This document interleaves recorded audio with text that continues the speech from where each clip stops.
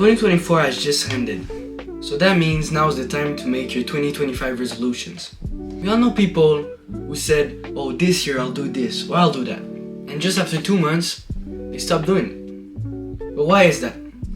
Because they didn't have a real structure, a real way to really keep them into that resolution. In today's video, I'll be giving you a technique to really make sure that your resolution sticks until 2026. This technique also works for any other habit you want to implement into your life.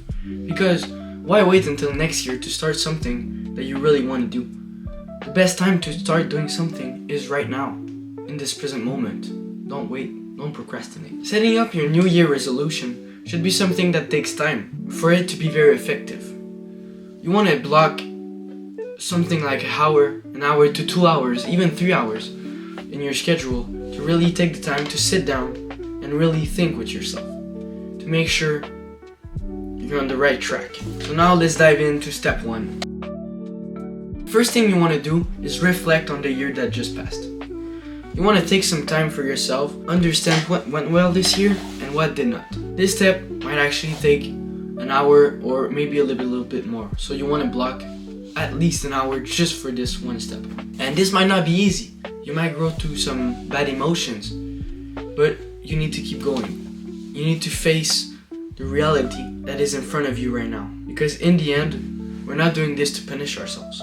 We're doing this to make ourselves better. I recommend using pre-made questions for these steps. This will help you guide your reflection. And I personally use the 22 questions found in Think and Grow Rich by Napoleon Hill. I'll put a link in my bio to make sure that you can find these questions and that you can use them, because they're really useful and they really structure everything you need to think about when it comes to making your New Year resolution.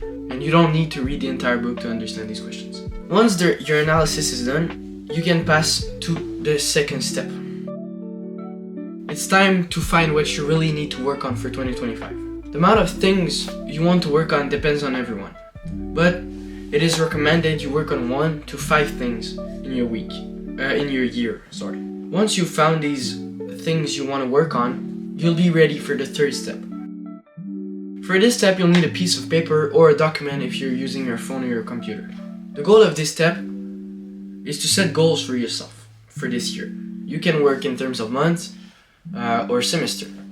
The goal is just to have goals that are placed in your year so that you have something to look up to. Let's say you want to start running. Then for the first trimester, you might want to run for 1 to 3 times a week. The second trimester, 2 to 4 times a week.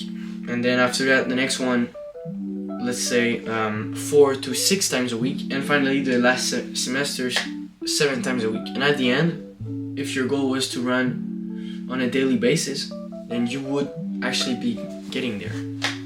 This way you make progress, and it is motivating to see that you're actually going further and faster. Once you've set your goal, it's time for step 4.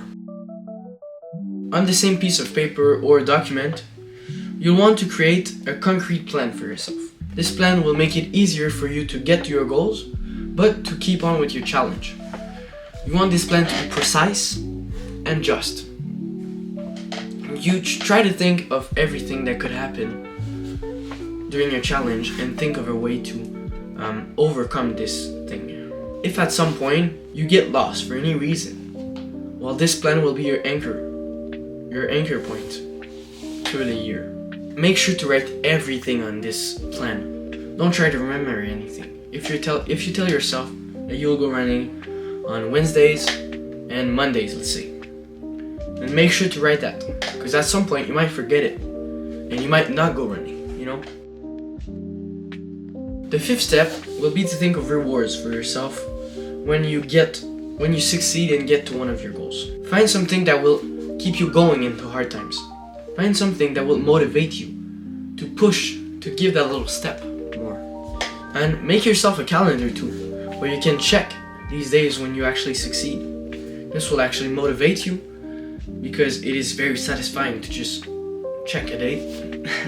And more than that, it actually holds you accountable and it makes you think of your challenge. And at the end of the month, when it's time to change the page and you see how many days you've succeeded, then it's gonna motivate you so much. The sixth step is actually optional.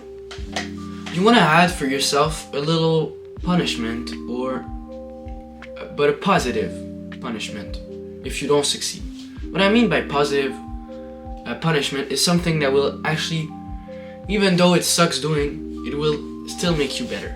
So it's gonna make you regret not succeeding, but it's actually not that bad, and it makes you better on the long run. So something like doing 50 to 100 push-ups if you don't succeed would be great. But it's still optional. If you don't want to add a punishment, you can, but I recommend it. The final and last thing you want to do is print your plan if it's not on paper, or if it's on paper, you want to make a couple copies of it and place it anywhere in your room, any places you actually will see it on a daily basis, because you don't want to forget what your goal is for the year. Keep that plan, make it visible so you'll think about it and you have these visual stimulus to actually do that thing. Don't forget that we make these resolutions to make us better, not to make us unhappy and actually burn out. The key is to make reasonable goals and to not push yourself too much out of your capabilities. Know yourself and know where's your limit. If that's something that might interest you, I could do a video explaining all my resolution for 2025 and my plan to actually get and finish a year still doing these things and put these things into practice. Thank you so much for the support. I actually, I just want to thank you.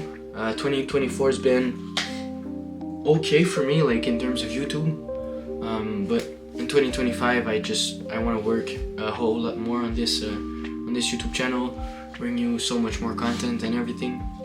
So stay tuned, and I really appreciate the support. Stay strong. That's about it. Make 2025 your best year.